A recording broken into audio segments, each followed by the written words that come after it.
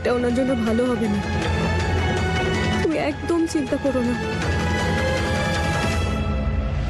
কিন্তু তুমি মাকে চেনো না, মা সব কিছু করতে পারেন, সেটা আমি তোমায় বলতেও পারবো না।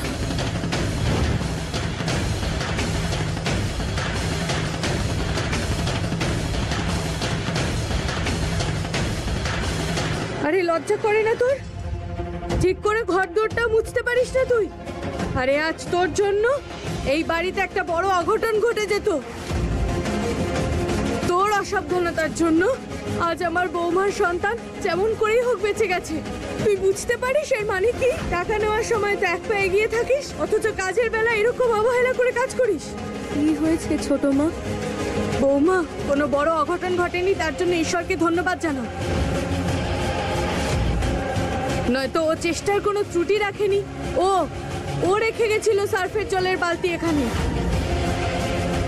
যার জন্য দীপিকা বৌমা এখান থেকে পিছলে নিচে গিয়ে পড়েছে। আর ওকে আমি না, উনি জেনে বুঝে তো করেননি, তাই না? ভুল করে হয়ে গেছে। আপনি যান এখন। কি করছো তুমি বৌমা? ওকে তুমি এভাবে কেন যেতে দিলে? বৌমা, আপনি ওনার ভুলের জন্য ওনাকে আগেই এত কথা শুনিয়েছেন যে। যাই হোক, ছাড়ুন এখন। চিন্তা করা দরকার দীপিকা দিদির শরীরের অবস্থা নিয়ে। যদি খারাপ কিছু একটা হতো তাহলে এই বাড়িতে অনর্থ ঘটে যেত। হ্যাঁ বৌমা, আরে আমার তো মনে হয় কারণ নজর লেগে গেছে আমাদের এই বাড়িটায়, এই জন্যই তো সবকিছু হচ্ছে। একদিনও শান্তিতে কাটানো যাচ্ছে না এই বাড়িতে। আপনি একদম ঠিক বলেছেন ছোট মা। আমি এক্ষুনি মন্দিরে যাচ্ছি, ভগবানকে ধন্যবাদ জানিয়ে আসবো, আর দীপিকা দিদির জন্য একটু পুজোও দিয়ে আসবো। বৌমা, তুমি তো এটা খুব ভালো ভেবেছো। যাও যাও, আর আমার তরফ থেকেও 101 টাকার পুজো নিশ্চয়ই দিয়ে এসো। ঠিক আছে ছোট মা। এই ফুল ও যতক্ষণ এখানে আছে ততক্ষণ আমরা আমাদের কাজ করতে পারবো না। মনে হচ্ছে সময় হয়ে গেছে ওকে শোভন বাবার নিখোঁজের ব্যাপারটা বলার।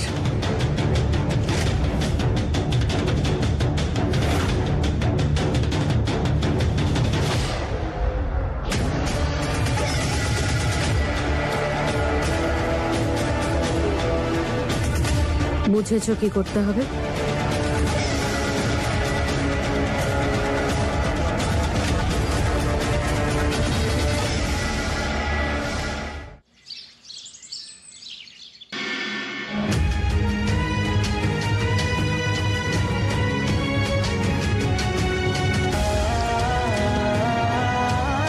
শোভনবাবু এখানে থাকতেন তাহলে আমিও একটু মনে জোর পেতাম, আর উনি দিদি ভাইয়েরও খেয়াল রাখতে পারতেন।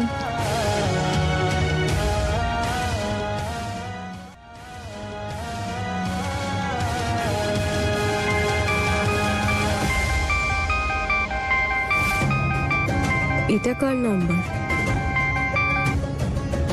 হ্যালো হ্যালো হ্যালো, কে বলছেন? শোভনবাবু, শোভনবাবু কোথায় আপনি? তোমার স্বামী এখন আমাদের ডেরায়।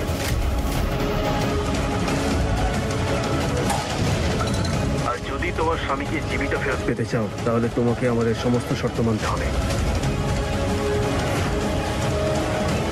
কোন শর্ত? কিসের শর্ত?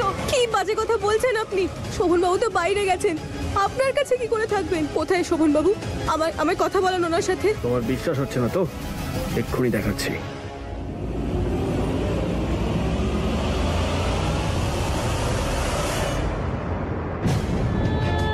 শোভনবাবু,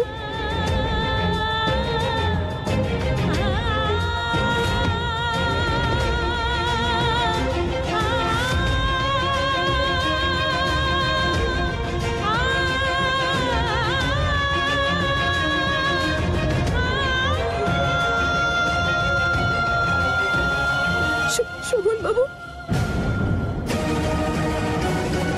হ্যালো, শোভনবাবু কোথায় আছে? কি চাই আপনাদের? কেন বেঁধে রেখেছেন ওনাকে? বলুন না কি চাই, কেন বেঁধেছেন ওনাকে? 50 লাখ তোমার স্বামীর জীবনের দাম। আর আজকে রাত্রের মধ্যে টাকা দিয়ে দিলে ঠিক আছে, না হলে শুধু মৃত্যু সংবাদ পাবে নিজের স্বামী, বডিটাও পাবে না। যদি কাউকে বলো, বিশেষ করে পুলিশকে যদি জানাও, তাহলে তোমার স্বামীকে চিরদিনের জন্য পুরোলার কাছে পাঠিয়ে দেবো। না না, শোভন বাবুকে কিচ্ছু করবেন না। আপনার যত টাকা চাই আমি আপনাকে দেব, কিন্তু শোভন বাবুকে কিচ্ছু করবেন না। টাকার ব্যবস্থা হয়ে গেলে আমাদেরকে খবর দিও, আমরা বলবো যে টাকা নিয়ে কোথায় আসতে হবে। কিন্তু মনে থাকে জানো, আজকে রাত্রের মধ্যেই টাকা যেন পেয়ে যাই, না হলে। হ্যালো হ্যালো হ্যালো,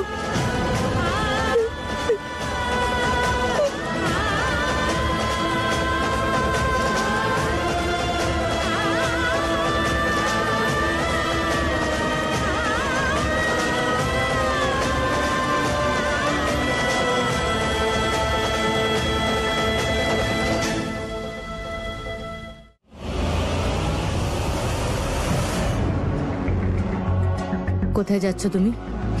তুমি আমাকে ক্ষমা করো মা, আমি তোমার সঙ্গে এভাবে কথা বলছি, কিন্তু আমি বুঝে গেছি যে এবার তোমার দ্বারা কিছু হবে না। সেই জন্য এই সমস্যার সমাধান আমি নিজে খুঁজে বের করব। সামান্য ফুল বৌদিকে সামলাতে পারছো না তুমি, তুমি প্রত্যেকবার চেষ্টা করো আর হেরে যাও। এই জন্য এবারে হেরে তো আমি সেদিনকেই গেছিলাম, সেদিন তোমাকে জন্ম দিয়েছিলাম। আর ক্ষমা চেয়ে আবার থাপ্পড় মারলে সেটা শেষ হয়ে যায় না। দ্বিতীয়বার যদি এইভাবে কথা বলো, না হলে তোমার এমন অবস্থা করব সারা জীবন মনে থাকবে। মনে থাকে জানো, বাকি কথা তোমার চিন্তা করার দরকার নেই। ফুল এখন আমাদের রাস্তায় আসবে না। মানে শেষ? শেষ তো তোমার বুদ্ধি হয়েছে বাবা, এত সহজে তো আমি ওকে শেষ করব না। ওই ফুল আমাকে অনেক জ্বালিয়েছে। যতক্ষণ না আমি ওকে কম ঠাসা করতে পারছি, ততক্ষণ আমার শান্তি হবে না। তুমি শুধু এইটুকু মাথায় নিয়ে নাও, ওর জন্য যে জালটা ফেলেছি ও সেটাতেই পেঁচিয়ে জড়িয়ে থাক। তুমি শুধু দীপিকা বৌমাকে হাতে রাখো, আর আজ রাতেই আমাদের কাজটা শেষ করতে হবে, বুঝেছো?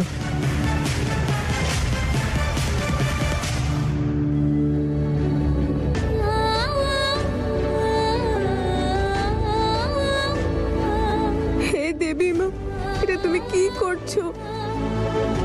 শোভন বাবু এত সমস্যার মধ্যে আছেন আর এত বিপদ, আমি এতদিনে কিছু জানতেও পারিনি। বারবার মনে হচ্ছিল যে কিছু না কিছু একটা খারাপ হচ্ছে, কিন্তু তাও কিচ্ছু বুঝতে পারিনি। আমি কি করব দেবী মা? কিভাবে এত কম সময়ে এতগুলো টাকা জোগাড় করব? আমি কিচ্ছু বুঝতে পারছি না।